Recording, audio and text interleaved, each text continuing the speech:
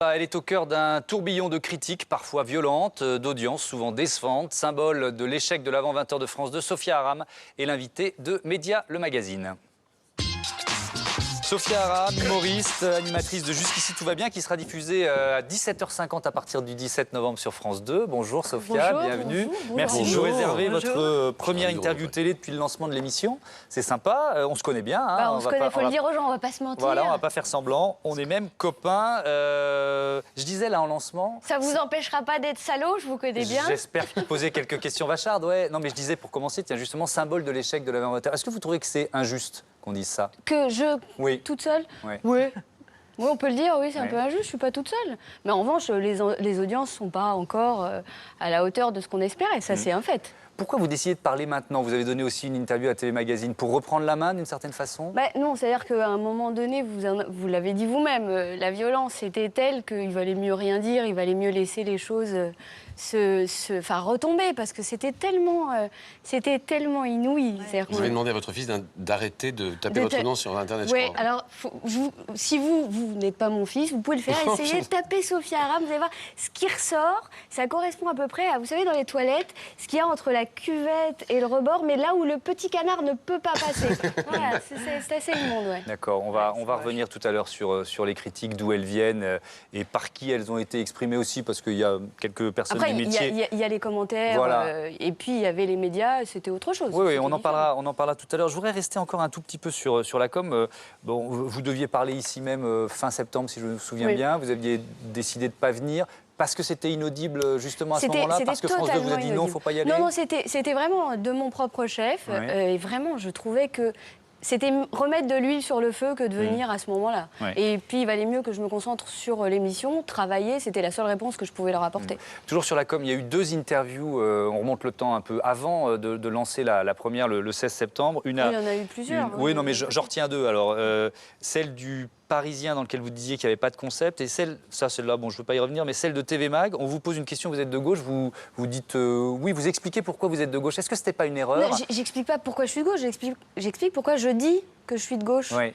Et est-ce que ce n'était pas une erreur alors qu'on démarre une émission qui est supposée être consensuelle, rassembler Oh là tout là, le monde, vous etc. êtes mignons, vous croyez à la neutralité des gens qui sont... Moi, je ne crois pas à la neutralité, je crois à la transparence. Vous avez parié sur l'honnêteté et la transparence. Oui, je continue. Ouais. Oui, Ça n'a pas pu vous surtout par les desservir, temps ça. qui courent. Ah non, Ouais. je continue de penser qu'il faut que les gens aient le courage de dire ce qu'ils sont, ne serait-ce que par souci d'honnêteté vis-à-vis des téléspectateurs. Non On a beaucoup parlé de la première formule de l'émission, seul sur ce grand plateau, Immense face au plateau. public, avec des Alors, musiciens, un seul l'optique qui invité. était pas si grande que Moi, ça. je ne voudrais pas qu'on revienne sur la forme, mais sur le fond, ce qui me sautait aux yeux et surtout aux oreilles, c'est la différence avec France Inter. Je vous trouvais moins caustique, moins politique, bref, moins clivante. On regarde un extrait de France Inter. Ce jour-là, vous receviez Jean-François Copé. Ah, c'est mon chouchou. Bonjour Patrick et bonjour à notre invité Xavier Bertrand.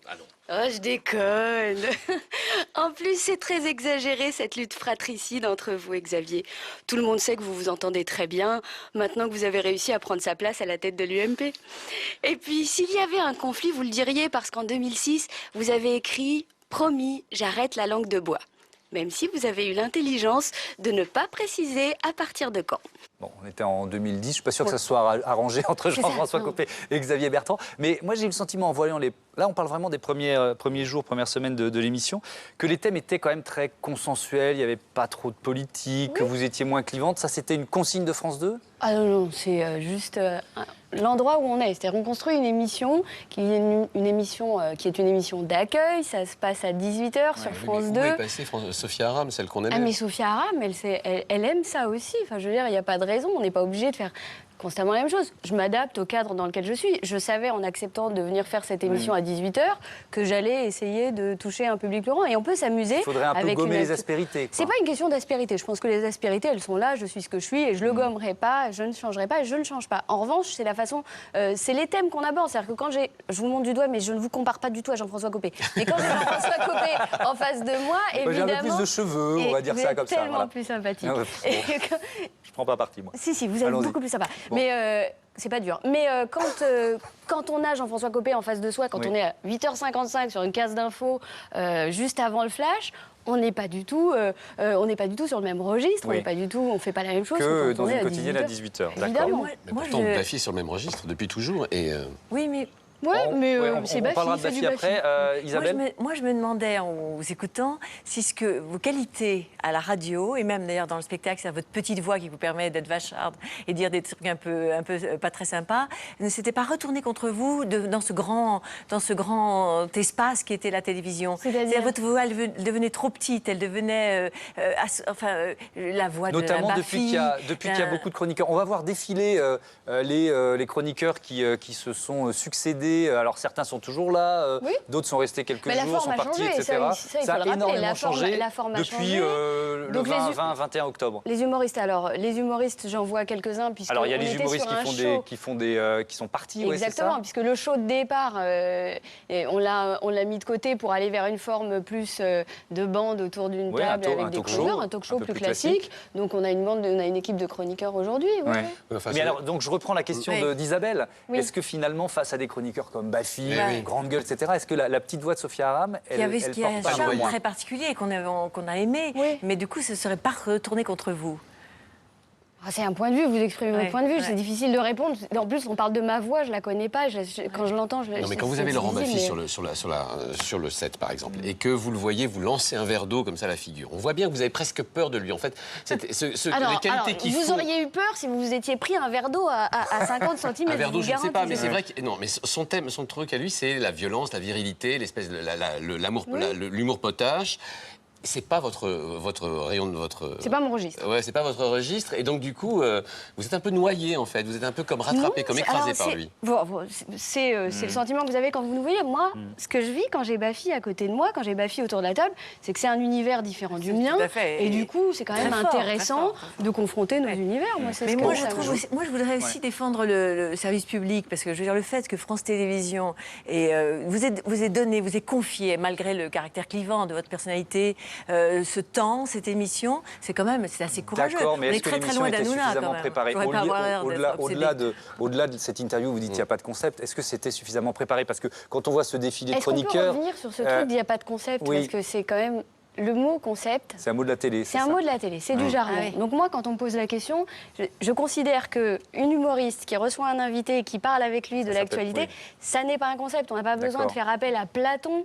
On est là, on discute de l'actualité médiatique autour de cette table. Ce n'est pas un concept. D'accord. C'est mon point Mais de le vue. sens de ma question, c'est est-ce que vous étiez, vous, et je vais au-delà, hein, avec la production Et la chaîne. et la chaîne suffisamment préparée finalement. Quand on voit le tâtonnement des chroniqueurs, 14 chroniqueurs qui succèdent, ça veut bien dire que vous cherchez encore. Non, ça veut pas. Enfin, bonne l'émission, formule. elle a été travaillée. Oui. On a pris le temps, on Elle a est fait des beaucoup mieux, pilotes. d'ailleurs.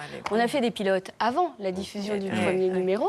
Ensuite, le premier numéro était maladroit, mais il n'était pas évidemment à la hauteur de ce qu'on attendait.